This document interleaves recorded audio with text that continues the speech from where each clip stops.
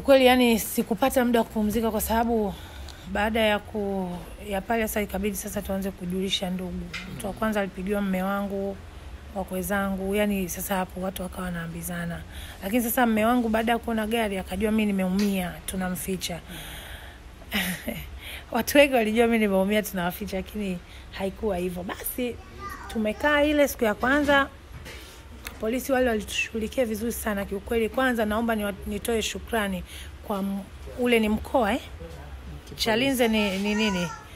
Sielewi hivyo. Lakini naomba nitoe shukrani zangu kwa polisi wa Wami na Chalinze. Tumepokelewa vizuri sana. Umeelewa? Basi baada hapo ikabidi mimi nipumzike, lakini sasa simu message watu wanataka kujua niko hai nini na nini. Interview yakaanza pale. Ndio nikaposti nikamwambia jamani mimi nimepata ajali lakini gari ndio imeumia ila mimi ndio niko salama kabisa. Manake alikuja msanii mwenzangu hapa akawa analia kweli Irene Po. Nimepigiwa simu naongea naye Irene analia ananiambia unanificha. Nikamwambia Irene mimi mzima. Basi nipigiane hata video call unione. Yaani Irene alikuwa elewi. Alilia sana Irene Po sana maskini kwa sababu mimi nakaa naye jirani hapa na hii safari alikuwa anaijua. Basi baada hapo mimi nikamwambia mama mdogo mimi nahisi nahitaji kupumzika. Tuone process nyingine kesho zitakuwaje. Basi nikalala pale. Kesho yake ambayo ilikuwa ni jana, mume wangu akaja na mdogo wake. Kabidi tuende kule Wami tukafate maagizo, tupeke document ambazo zinahitajika kule kwa ajili ya kutuandikia ramani kupeleka kwenye insurance. Tulipofika kule tukaambia bwana, hizi vitu saini nini mhuri wa mwisho unatolewa Chalinze. Kwa hiyo ikabidi tutoke pale twende Chalinze, lakini wakati huo nikawaomba nifanyeni ustaarabu, mimi siwezi kuondoka nikaacha gari yangu huko. Naomba mnitafutie watu ambao watanifikishia gari da. Kwa hiyo wakaja pale tukawalipa. Gari ikaanza safari na sisi tukaanza kwenda Chalinze. Kwa hiyo tulipofika Chalinze mambo ni yale. Msanii maskini, hii gari tuliona hivi na hivi. Basi tukapokelewa pale, yani kila kitu kikafanyika siku hiyo hiyo. Tukapewa zile documents. Tukaja zetu da, lakini ndani ya hii wiki haikuwa wiki nzuri sana kwangu kwa sababu nimesikia mambo mengi sana video. Lakini hayo mambo yakaja yakapelekea kuhusishwa mpaka na hii ajali. Umeelewa vizuri? Mimi ni mtu ambaye niliamua kubadilisha maisha yangu. Lifestyle yangu niliamua kuibadilisha. Baada ya kuona kwanza umri unaenda, then naingia kwenye biashara. Umeelewa vizuri? Kwenye maisha yangu sikumbuki kama nishai kumuibia mtu hata 2000 au 1000 au sikumbuki kama nishai kumtapeli mtu. Na kama yupo mtu ambaye nishai kumuibia au kumtapeli, basi naomba baada ya interview hii kuruka anifuate, anikumbushe. Kwa sababu mimi mwanadamu siwezi kukumbuka vyote. Mambo yanaongelewa mengi sana kwamba mimi nimemkuadia Niva kwa Flora. Sijui labda ni laana ya sisi kumtapeli Flora ndio inaniandama. Nimetumia message nzito sana na ni video nitakuonyesha. Yaani nimetumia message nzito, maneno ni mengi mno kwamba na bado mwaka huu utakula hasara sana. Nani huyo anaandika hivyo? Mtu ananitumia message anasema anasikia watu wanaongea huko kwamba huu mwaka huu nijiandae nitakula hasara. Jibu nilowaambia hasara inaweza kutafutwa ikaja faida. Mwili hauna spare, hauna faida. Ukiondoka umeondoka. Kama ni hasara it's fine. Lakini kama ni swala la mimi kuondoka duniani, hiyo itakuwa ngumu kwa sababu video hata mimi mwenyewe mpaka leo hii namwambia mume wangu, ni mimi nimeponaje? Unajua ajali ina vitu viwili. Utoke umekufa au kilema. Sasa mimi Mungu kanivua kwenye vyote hivyo. Umeelewa? Kwa hakuna kitu ambacho mimi kitanishtua zaidi ya uhai wangu. Sijui tunaelewana ya kwa hiyo I want to clear. Yaani nataka kuclear hii kitu. Sitaki kujifanya mimi ni mwema sana. Unajua nimegundua Watanzania tuna tabia moja. Tunapenda kujudge upande mmoja kabla haujapata information ya upande wa pili. Ameongea yule dada mengi tu. Lakini mimi swali langu la kwanza kabisa nataka niwaulize Watanzania. Yule waambie huyo dada kabisa Watanzania na wenyewe wamjue. Huyo dada anaitwa Flora Limo, ama Instagram anajiita Mbutananga. Kabla sijaenda kuelezea story ilivyo, mimi nataka niwaambie tu kitu kimoja. Kwenye interview zake, unajua mimi niliambiwa imetoka kwenye gazeti, natumiwa link, sijawahi kufungua link. Wala gazeti liko humo ndani, mume wangu aliniletea, sijawahi kulisoma. Nilimwambia nikilisoma nitapata hasira. Napuuzia. Yes. Alafu pia napuuzia kutokana na mtu mwenyewe alivyo. Umenielewa Anadai kwamba alikuwa rafiki yangu. Flora hajawahi kuwa rafiki yangu. Video iko hivi, mwaka 2013 I think, sio 2015 tuliendaga Uingereza. Tulienda Uingereza kule kuna issue tulienda kufanya lakini haikufanikiwa. Lakini tunajua tena ukishafika nchi ya watu afu kuna Watanzania wenzako lazima mtakutanishwa nao. For the first time nimemwona huyo dada huko.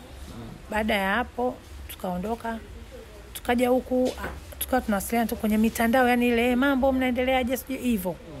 Akaja huko akaniambia nimesikia unatengeneza keki, nahitaji keki. Nikamwambia sawa. Nikamtengenezea keki hivyo. Yani kwa hiyo yani akija ananiambia tu niko basi hivyo. Umeelewa vizuri, na ndio maana huwezi kukuta picha mimi na yule dada zaidi ya hiyo aliyoposti ya juzi. Basi nakumbuka mwaka jana mwezi wa 12 tarehe 19 ilikuwa birthday yangu. Alinitumia message, "Hi darling, happy birthday." Sijui na nini. Ngambia tu sawa, asante. Thanks dear, chat zipo nitakuonyesha mwishoni. Baada hapo akaniambiaje, kuna rafiki yangu amekuja yuko Bongo, yuko na mzungu wake. Wanataka kuja kula hapo kwako. Mimi nimwambia una chakula kizuri. Wanafikaje? Nikamwambia Madhari una namba yangu ya simu. Nao wape namba. Wakifika Mabatini polisi wanicheki tu mimi nitawaelekeza. Sawa. Wakati huo hiyo tarehe 19 tulikuwa tuna shoot. Kipindi kile pale kinaitwa Food Junction. Hiyo Food Junction inaelezea matatizo ambayo tunapitia mama ntilie, karaha, uvumilivu, sijui raha hivyo. Umeelewa vizuri? Kwa hiyo ile tarehe 19 baada ya kuchati naye tukawa tunaendelea kushoot. Ile siku nakumbuka tulishoot mpaka alfajiri, na ndio maana mimi nilisema birthday ya mwaka huu sifanyi kitu sababu nilikuwa nakosa hata muda wa kujipikia keki. Bahati tu wafanyakazi wenzangu wa Azam wakaja wakaniletea keki, zawadi. Yaani kila mtu akawa ananiletea keki, niko location. Hata wao wakiona hii interview watakuwa wanajua. Wengi yani walikuwa kileta keki naambiwa tukate keki kwanza sijui hivyo. Kwa tukakesha. Kesho yake tarehe 20 ilikuwa ni Ijumaa. Kama kawaida yangu biriani. Basi nimepika biriani. Sasa tukawa tumepatana hivi. Mimi ikifika muda wangu wa kufanya kazi inabidi shooting isimame. Na mimi hapa ni mida ya saa 6:30 7:08. Kwa hiyo inabidi wale watafute wenyewe pa kwenda, then wateja wakishapungua mida saa 10 hapa, then niwaite tuendelee. Basi tumekaa tunauza biriani letu. Nimesimama pale, biriani ishaisha, ila mume wangu akaniambiaje, mama leo natamani biriani ya huko, naomba uweke sahani moja na wewe ule nitakulipia, sijakupeleka dinner birthday. Nikamwambia mimi usijali, nikawa nimeweka sahani hii moja mume wangu. Nimekaa pale napiga simu wale watu waje tuendelee kushoot kwa sababu mimi biriani kishaisha Ijumaa tupike kitu kingine. Umenielewa vizuri Yaani nimekaa na nyanyua simu napiga, jamani njooni tushamaliza kukuuza. Anaingia Flora. Kwa hiyo yani kama alitaka kunifanyia surprise, sio mzungu wala na mwanamke wake, yani ni yeye alitaka kuja yani nimshtukizie tu kaja. Unajua sikushtuka. Yani nilivyomuona nikamwambia kumbe ni wewe, karibu. Sikushtuka kwa sababu sina mazoea naye. Yani kwa hiyo ile haikunipa pressure ya kushtuka kwamba jamani nitoke nimkupatie nini. Kaja nikamkaribisha hapo. Chakula kipo, ngambia chakula kimeisha kwa sababu mara mwisho naongea na wewe nilikwambia waambie hao ndugu zako watoe order wanataka nini, chakula mimi huko kinaisha. Ila usijali, kimebaki sahani moja tu nimemwekea mume wangu, nitakupa wewe, then mume wangu mimi nitampikia. Kweli hapo mimi nikapiga simu sokoni, nahitaji kuku nini sijui basmati, vitu vya biriani. Tumekaa pale, tumekaa na kula. Akaambia nimekuletea zawadi zako za birthday, akanipa perfume moja na skin tight. Yani video mimi namshukuru Mungu, kama kuna kitu naonyeshwa nitakutolea vile vitu uvione, sija vigusa. Perfume niliweka juu ya meza, mtoto akadondosha tu kile kichupa kwa juu kidogo tu kimemeguka. Ile tight iko vile vile tangu anipe. Basi nikamwambia tu asante, tukawa tunaongea tu kawaida. Nikamwambia umekuja wakati mzuri, tunashuti. Tunaongea na kula. Mtu wa kwanza kuingia hapa anaingia John Lister na Niva. Nikamuuliza kina director wako wapi, akasema ndo wanakuja. hivyo wenzako walijua kuna biriani, waje na huku waje kula biriani. Nikamwambia mimi biriani imeisha, karibuni. Nikamwambia huyu dada anaishi Uingereza, mshikaji wangu tunamfahamu, anaitwa Mbutananga. Oh, ndio huyu Mbutananga, sijui nani, tunamjua Niva chizi. Oh dada, karibu sana, sijui hivi na hivi. Akamwambia nimependa nywele zako ndefu, umevaa wigi nzuri, sijui ndio la Uingereza hivi. Niva chakaramu, hata sisi wenyewe hapa tukishoot yani bila yeye, yani hivyo. Alafu mimi ndo for the first time nafanya kazi na Niva. Yule akauliza tu mnakunywa nini? Mimi nikamwambia kiukweli mimi nikinywa pombe yani najisikia kama naumwa. Mabiabia haya mimi siwezi. Mara nyingi labda ninywe wine ama Savana tu, tena sizidishi zaidi ya 2. Sasa basi wakuchukulia Savana na mimi nitakunywa Kilimanjaro. Niva unakunywa nini? Niva akamwambia mimi nakunywa Safari. Na mamangu mdogo akaulizwa unakunywa nini? Sana nakunywa Serengeti Light. Basi tumekaa hapo watu tunakunywa. Yeye anakula. Mimi nakunywaga taratibu sana video. Sasa muda ukao unaenda afu director hajatokea. Mimi nikasema jana ilikuwa birthday yangu, nimeshoot muda mrefu. Sasa hapa huu ndio upenyo wangu, mimi niende wapi? Hata dina nitoke tu. Naongea hayo maneno, yule mpishi wangu akaniambia, dada mimi nitakupeleka Cape Town Fish Market ukale. Mimi nikamuuliza wewe hela umetoa wapi? Akaniambia wewe tulia niache, nimejipanga mwenzio. Basi uwezi amini, Flora akawa anaongelea anahitaji passport. Mimi neno nilomwambia, ngambia mimi siwezi kusaidia passport kwa sababu hata mimi passport ilinisumbua sana this time. Nikawa namuelezea mambo yaliyotokea kuhusu passport yangu. Lakini nimeipata. Niva akamwambia mimi nitakusaidia na mtu. Umenielewa vizuri? Baada ya kuambiwa hivyo nikaona Flora kachukua simu amempa Niva. Umenielewa vizuri? Sasa sijui ile simu alivyompa Niva alikuwa anabadilishana namba kwa ajili ya kusaidia na passport ya mala. Umenielewa Mimi nikawa naona tu kuna vimichezo pale vinaendelea, kwa sababu mimi mtu mzima nikawa naendelea na maisha yangu. Nilijiongeza. Umenielewa vizuri? Kwa sababu sijui wenyewe ilikuwa kuwaje. Baadaye mimi nakumbuka nilimwambia naomba niende ndani nikajiandae ili nitoke. Video nikodirisha ili hapa la chumbani kwangu. Ni hivyo ulivyoingia wewe nikaongea na wewe, ndo niliongea na kina Niva. Nimeingia ndani mimi navaa, ananyenyuka Niva, na wasikia wanaaga Niva na yule dada. Tunaondoka. Dadake, sisi tunaondoka. Mnaenda wapi? Akajibu yule Flora.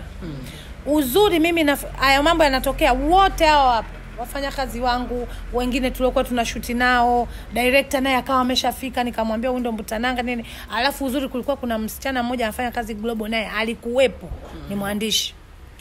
Alicheza kama mfanyakazi wangu kwenye Iford Junction. Flora akajibu ananisindikiza hoteli. Sijui umenielewa video? Hadi blaza kaguna. Kwa sababu hii mimi nilisema sitaki kuongea, lakini kwa sababu amenilazimisha niongee, acha niongee. Anakusindikiza hoteli, mimi nikacheka.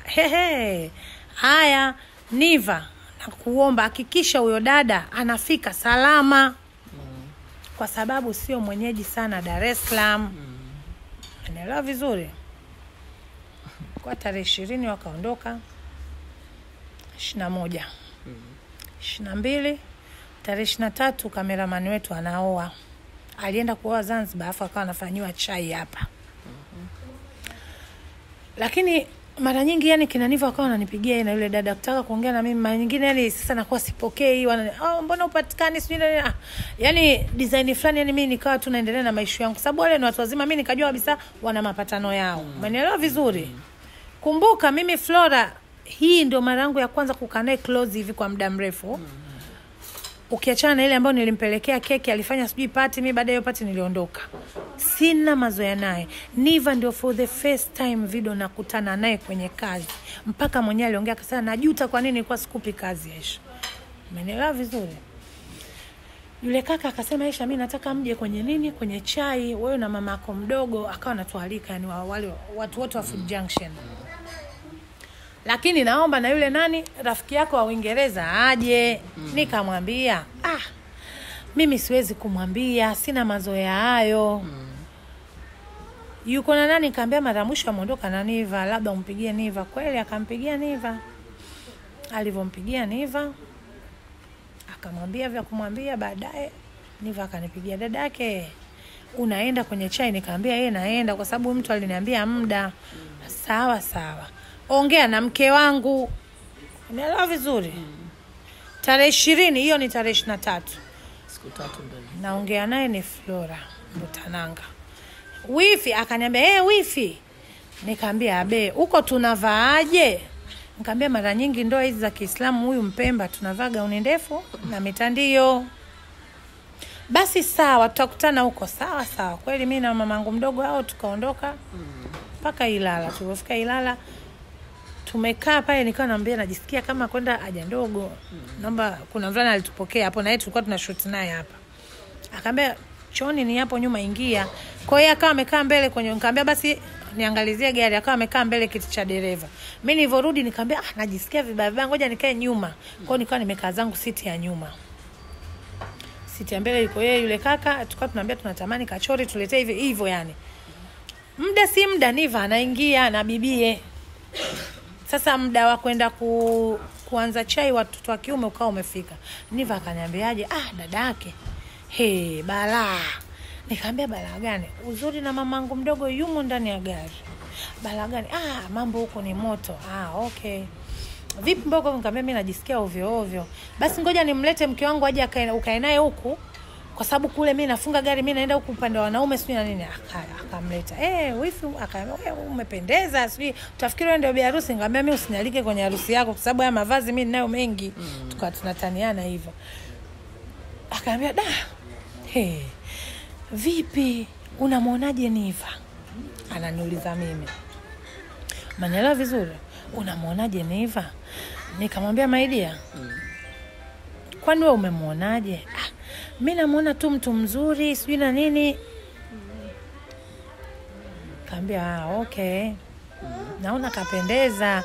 Nimemnunulia raba, nimemnunulia viatu, nimemnunulia sijui nini hivyo. Sijui nguo nimemnunulia hivyo.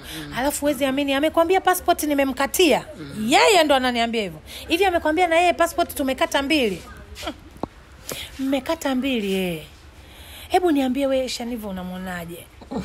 Nikamwambia mimi namuona sawa. Mimi sijai kuzoeana naye ile too much kwa sababu ndio for the first time mimi nakutana naye kwenye kazi. Kwa hiyo kwa mimi ukiniuliza Niva namuonaje? Niva namuona yuko fine. Umeelewa vizuri?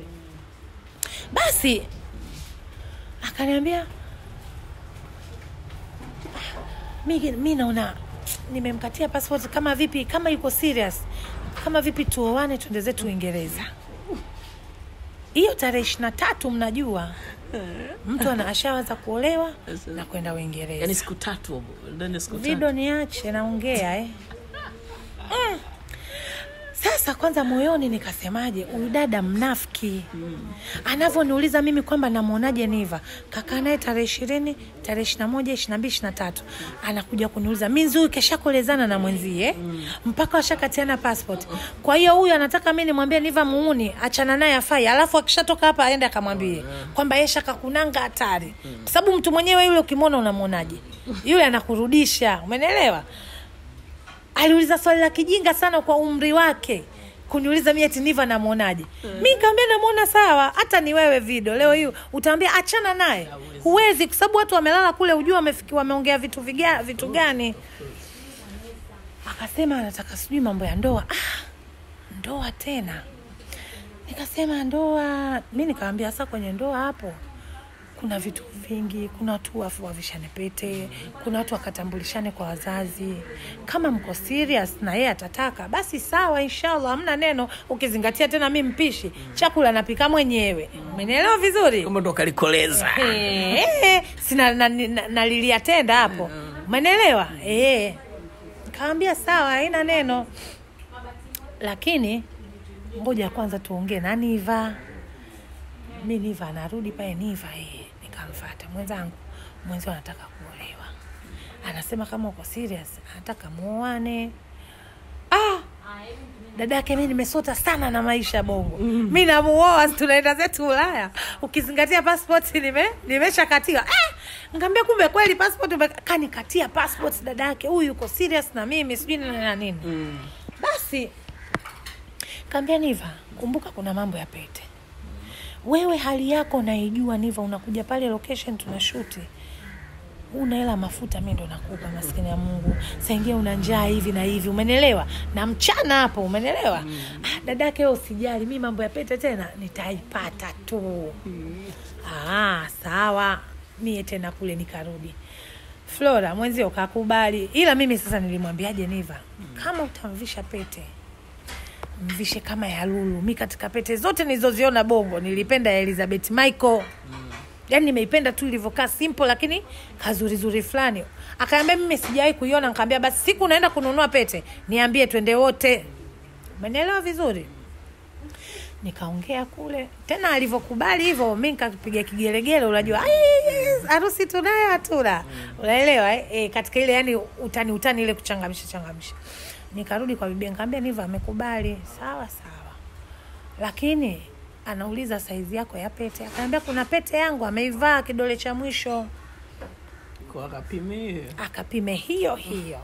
Upo hapo nikamfuata Niva size ya kipimo cha biharusi cha pete unacho wewe mdogo wangu kwenye kidole chako.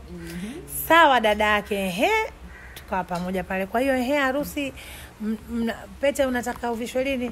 Nilipochoka mimi alivyoniambia nataka kuvishwa pete tarehe 25. Siku ya 5 baada ya kukutana. Tena Christmas. Anavunja rekodi. Anazaliwa na Yesu. Ndio, yeye kaingejiwa siku Yesu anazaliwa. Kasema subhanallah. Kasema haya. Sawa, kwa sababu ni mapatano yao wenyewe. Haina neno. Wapi bibi akasema mimi nashauri tuvishane pete kama kwenye kisiwa fulani hivi ama bichi fulani au hoteli fulani hivi ambayo ina bahari, mabichi. Haya mambo yote Niva atayaweza. Bwana Yangoswe. Nikamwambia mimi sehemu nzuri ninazozijua labda Bagamoyo au Zanzibar au Mafia. Kuna hoteli fulani hivi vizuri. Sawa basi tutapanga ratiba tarehe 25. Lakini pale mimi nikamwambia tarehe 25 ni sikukuu. Tunajigawa vipi? Usijali mambo yote yataenda sawa. Video mimi nikaondoka zangu. Pale mimi nikaondoka. Tarehe 24 nikapigiwa simu na bibie. Kwanza alinitumia message. Kwa hiyo kumbuka hii tarehe 24 ndo kanitumia message. Kwa hiyo inakuwaje kuhusu kesho? Mimi nikamwambia kuhusu kesho kuhusu nini? Akaambia kuhusu pete ya engagement. Nikamwambia Flora sikia nikwambie.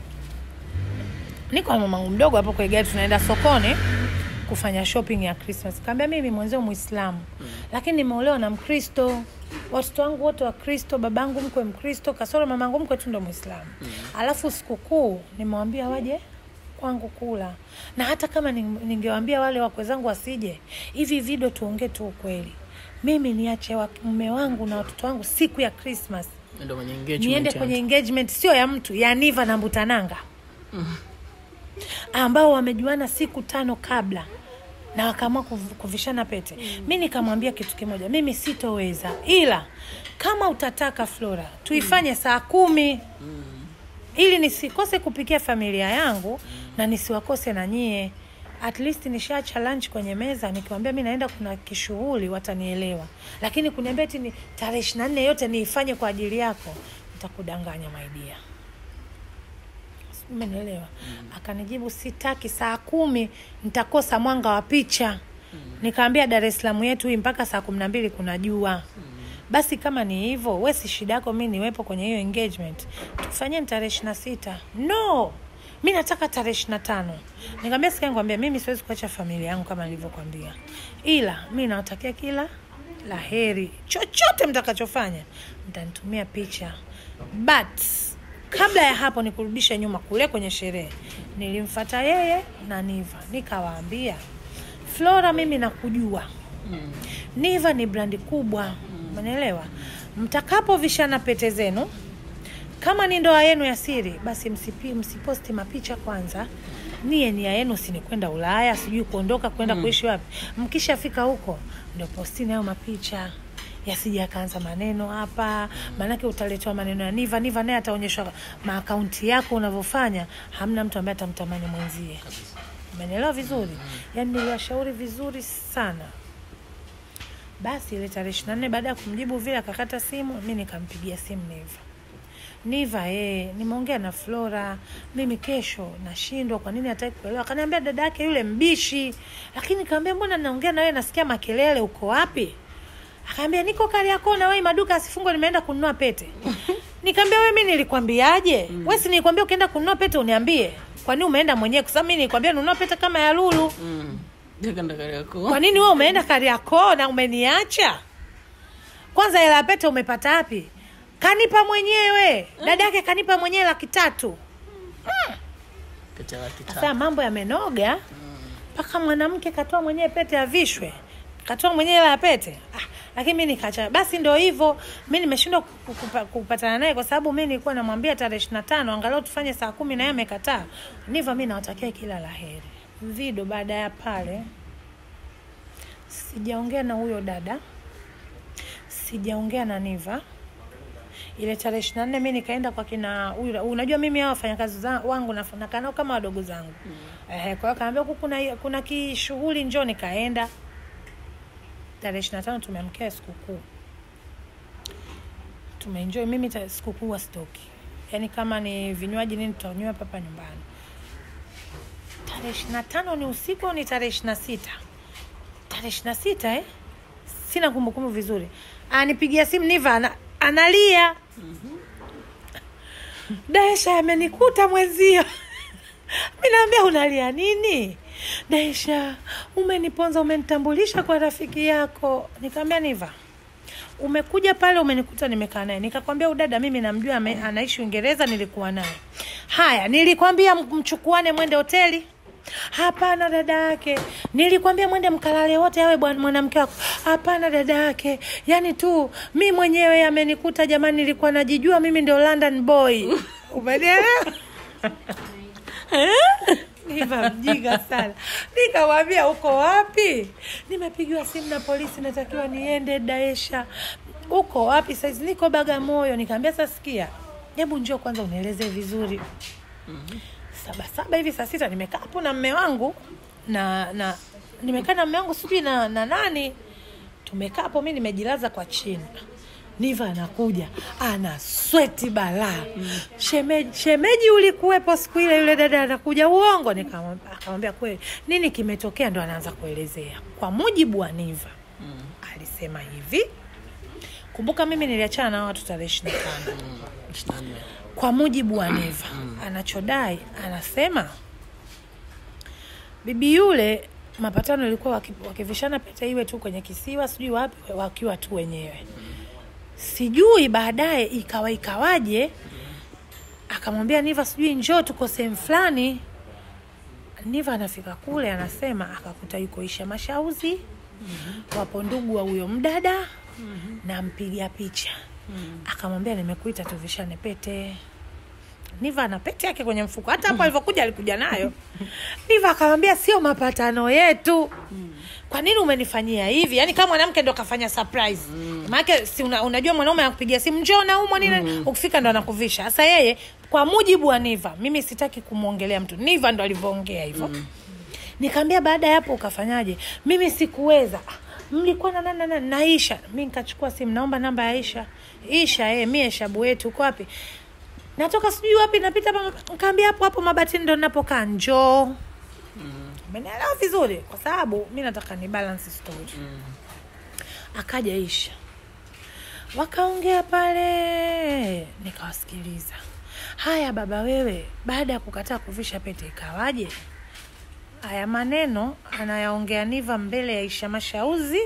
Isha alikuja na rafiki zake wawili, mmoja mtu mzima na mume wangu yuko hapo. Anasema baada ya hapo walienda hoteli.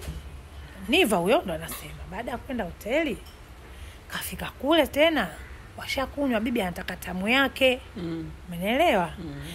Kule kanyimwa pete, huko anataka tamu. Niva anasema nikijisachi dada sina kinga. Na ni usiku sana. Na siku ambayo tunaanza mahusiano mimi na huyu bibie, nilimuuliza swali moja.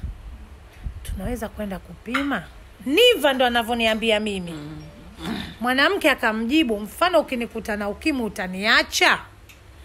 Hasa dadake ile kauli mimi najirudia afu sina kinga. Jibu nililompa nikamwambia lala.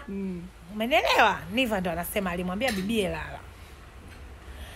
Sasa ananiambia Daisha, yani akawa ananitengezea mazingira bado anataka. Mimi mkononi nina konyagi na sigara na kunywa konyagi yangu. Unajua na mimi nilikuwa nacheka kama hivi mnavyocheka nyie. Ndio maana ninaumia ninavyoingizwa kwenye hii kesi, unaelewa? Niva akasema mimi nikaendelea kunywa. Kweli yule akaanza kuniambia mimi naumwa. Kwa hiyo ile naumwa bado ananitengezea mazingira nimpe, still sina kinga na ule usiku mimi natokaje dada yake. Wakalala. Unaelewa? Yeye anasema nilichokifanya kachukua jinzi yangu. Yani nikavaa. Yani ili hata kama na mimi kaibilisi kanataka kuja yani akinigusa gusa hivi akutane na jinzi kwanza. Niva ndo watu hadisia tuko wote hapa.